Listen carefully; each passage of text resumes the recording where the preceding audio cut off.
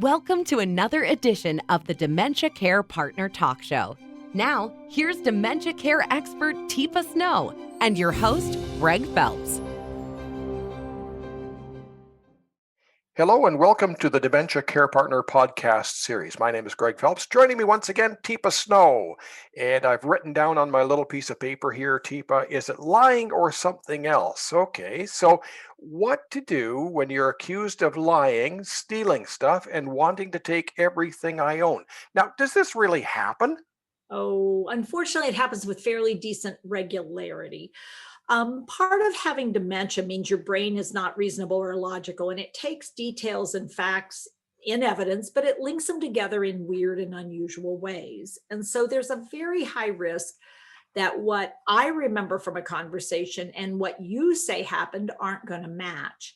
That if I put something on the table and then I put it in a drawer because I was afraid somebody would take it off the table, what I'll forget is that I put it in the drawer. And when I find it in the drawer, I think you must have put it there. And so you're hiding things from me. Or let's say it's missing from the table and I accuse you of having taken it and stolen it because, well, it should be there on the table. That's always where I keep it. So it's actually a fairly common phenomena in most dementias, and it will happen from fairly early on when people might actually just have what people tend to call MCI or mild cognitive impairment. It tends to be less marked, but it's sort of like, well, what did you do with my car keys? Now, that's having said that, I'm sitting here thinking, you mean it's going to get worse? I mean, it's the kind of thing where I think I have a usual habit and routine, and I look in the habitual place where the car keys are, and they aren't where I usually look for them. And I do a quick inventory in my brain, and I go, well, I'm pretty sure I put them there. I always put them. And the word I always put them there is the clinker, because we never always. So that's that thing where my brain is tricking me. It says, well, you always do that. And it's like, So for me, I know in my brain, there's a little niggle that says, well, I usually do that. Is that what I did? Or, okay, so I was getting out of the car. And then we do this background check in our own brain. Okay, so I was getting out of the car. What did I have in my hands? Have you ever done that? Yeah. Never. Now imagine when you do it, there's actually missing pieces of data. So you don't have any memory of today getting out of the car, but your brain says, oh, here it is. And it was 2 days ago. And 2 days ago, you went grocery shopping. So how do I tell when it's normal and not normal? Good question. It could be for that person, frequency, intensity, or volume of the change. So if I've always been a somewhat suspicious person and a somewhat accusatory person, to say, where did you put my car keys? Then it wouldn't ring any bells right away when I'm starting to say, well, where did you put the chocolate? And it's like, well, I think it's on the shelf. You would sort of still go, and it's like, well, why did you move it? And you do I didn't move it. I mean, you moved it. And you're starting to get arguments, whereas before I would have just said, oh yeah, shoot, I totally forgot about that. Or, when I start not recognizing that, oh yeah, because usually when I find the thing, there's this, sorry, Greg. Yeah, now I remember. I was getting the bag out and I thought I heard something. I guess it was the car keys. They fell down to the bottom of the recycle bag, and I totally meant to pick them out and I didn't. But we've looked for an hour and a half trying to figure out where the heck I put the car keys. That might be sort of a moment where you go, is this happening with greater frequency, with more variability? Is it happening to other things? I mean, in other situations? If so, we've got to ask the question, I'm not sure this is normal anymore. I think something might be happening that's worth exploring. But it may not be dementia. It could be that my medication is causing me to be a little fuzzy, that my sleep disturbance is causing me to be a little fuzzy, that my diabetes is less balanced than it should be. So there's all kinds of possibilities. But what I would say is it should get checked out, because that's not normal. I mean, that's truly not a normal thing for there to be that kind of change in our relationship. Now, you've I've heard you say in the past. How does it go? You've met one person living with dementia. You've met Mhm. one per. Did I get that right? One person living Yep. with You dementia. met one person living with dementia. You've met that one person living with dementia. Yeah, because there's so many different kinds of dementia and there's so many different people, and each human has been a full out human before they get dementia. And so they have a pattern behind them, a life behind them that's going to partially impact their life forward with dementia. And not all dementias are the same, and not everybody experiences them the same. And what I'd also say is not only everybody only gets one dementia. So I was just sort of asking you for a map, and you're telling me that okay, there's a map, but it just we don't know where it leads. Don't count on it. Yeah. I Yeah, mean, yeah. so what is true is, though, I want to look at what your typical baseline was. And when you're not on your baseline anymore, I want to get curious about that, because cognitive change can be one of the early indicators for so many different things that are fixable, are remediable, are sustainable, that we don't want to assume it's a dementia right away and start thinking, oh no, there's nothing I can do. And even when it is dementia, thinking, oh no, there's nothing I can do. Well, that's inaccurate.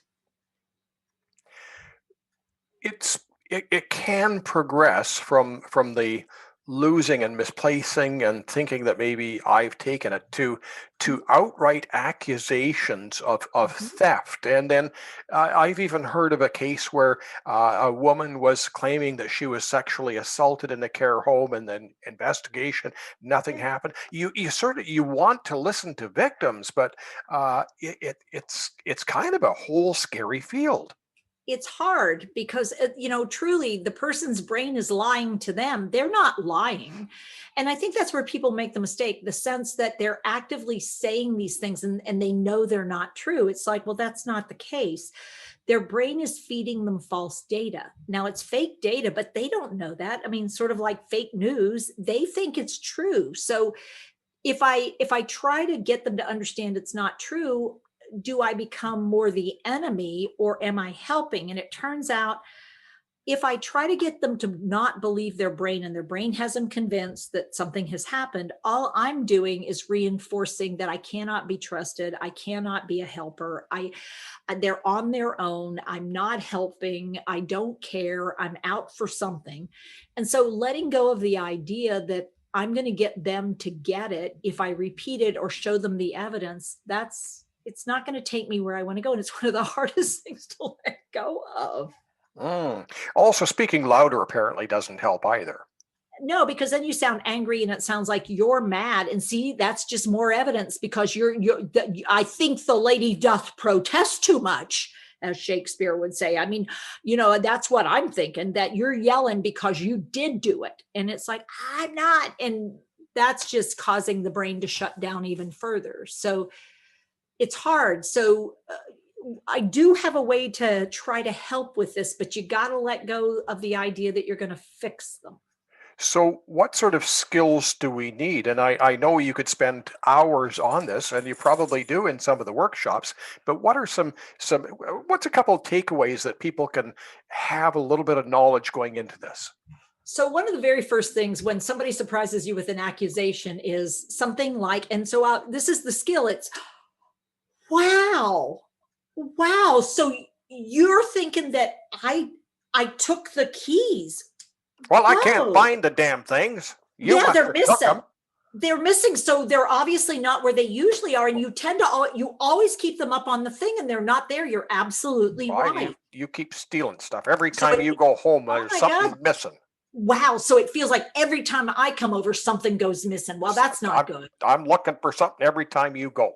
It's that, and so that's, of course, I mean, though, no wonder you think I've done something, because every time I come, something is missing. It's not where it should be. I'm Wow. gonna search you when you go out now. Well, that, I mean, if things are going missing, maybe you should check. Maybe we should check my pockets before I go, cause that's got to be scary and frightening and frustrating all at the same time.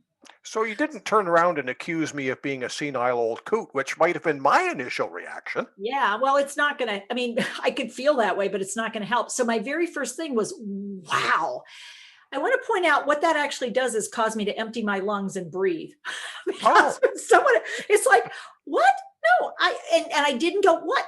No, what are you talking about, Dad? Why would I do that? I didn't get all defensive and get freaky and shrill. And then said, wow. So you thought, I mean, you're thinking I took stuff. Wow. Oh no, that's not good.